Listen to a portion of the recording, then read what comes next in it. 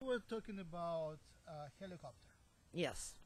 And after the helicopter left, it was kind of late, but I called the investigator and let him know what happened. And he was like, oh my. He said, he was worried. He asked if I was all right, and the girls were all right. I said yes. And he wrote it all down and dated it and everything. He was concerned, but he didn't think that anything would happen to me. You know, he thinks it was government. And I was concerned about the Men in Black. That kind of, how you hear about that. I was like, oh, I don't need that. So, but that never happened, thank goodness.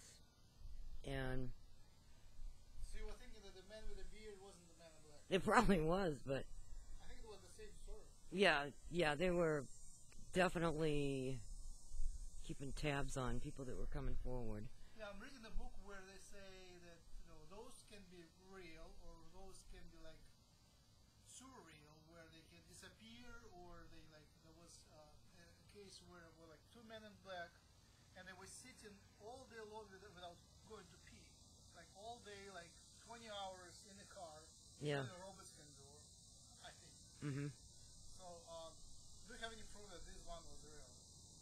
Oh, yeah, because an illusion doesn't make your trees and your house shake, and the wind from the blades of the helicopter, I had the windows open, and the blades from the helicopter it was causing a great wind and upheaval in the house. It was that close. Mm-hmm. Yeah.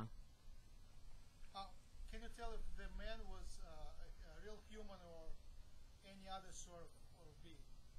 I would say it was a human. He looked pretty human to me, because, but he was very well kept, like I said, his beard was well taken care of, and he was. Was he from your time? Excuse me? Was he from your time? Because sometimes these agents, they can be like dressed inappropriately for the time. Was he like really from your period? I would say so. Yeah, just really non-distinct type clothes. I didn't see military clothes. It looked like civilian clothes, actually. Mm-hmm. I think he had a white shirt on. I don't remember. I just remember staring at his face. Mm-hmm. I was so angry. I was. Were the glasses from that time? 70s? These glasses were. I thought it was odd that he had the type of sunglasses that come up and just cover. They were shaped like this, and they. I don't know if you can see my hands, but then they were, so that you couldn't see underneath where his eyes were. Mm-hmm. Nothing that unusual. You could probably buy a pair of those.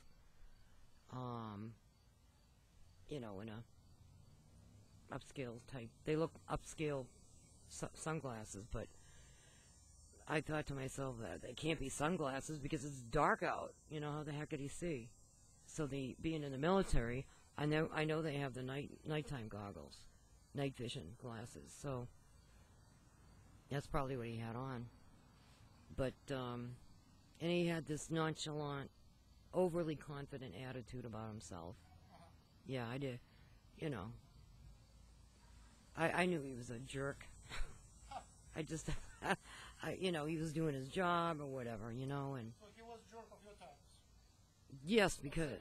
Well, yeah, because who would go terrorize a woman and her kids? Who would do that? Only a jerk. You know what I mean? Let's move on. Okay. Yeah, we'll go to the next.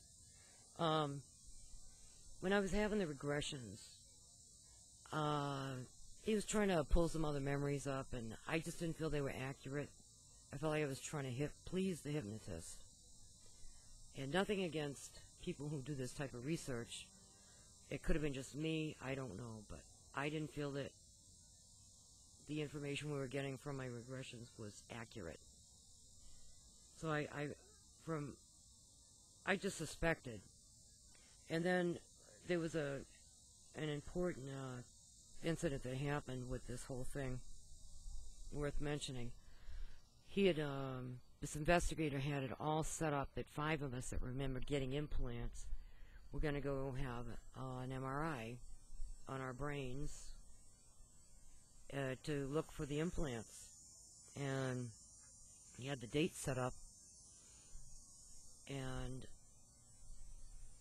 you know, everything was set. The guy was going to do it all for free, everything, you know. So I was at my sister's, and I had my 2 daughters with me, and my sister's boyfriend was at her house.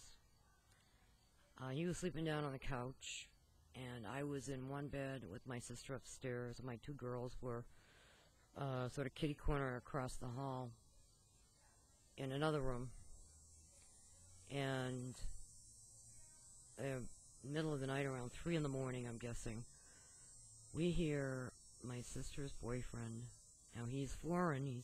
He is from Thailand, and he starts screaming. Bloody murder, wakes everybody up in the house, and he's screaming in Thai. He's not speaking in English at first, and then he yells my sister's name, and we get up out of bed. My sister has to jostle me because I'm so out of it. I felt like I'd been drugged almost, you know. And we all get woken up. My sister goes to as she runs, she's ahead of me, going to the top of the stairs. I'm following behind her, and as I'm following her, I felt like I ran into something. Like the air got strange. It was almost like diving into water. It was like the air got thick almost. And it was like I shifted mentally into this other mindset. And I didn't have any fear. It was like I was calm. It was like liquid Valium in the air. Plus there was, you know, everybody's calm. Except for my youngest daughter.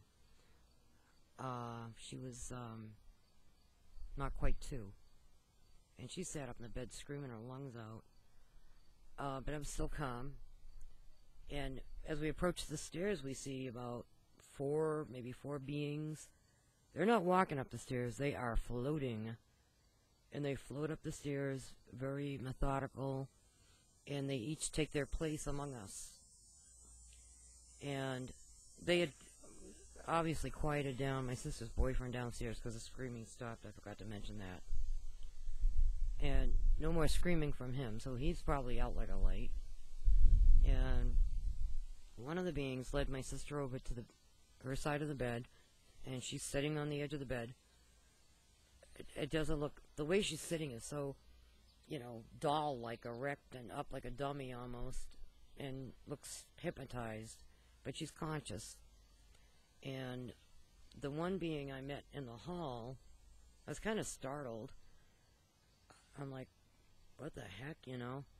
And I'm going toward my screaming daughter, the young one, because I'm trying to comfort her.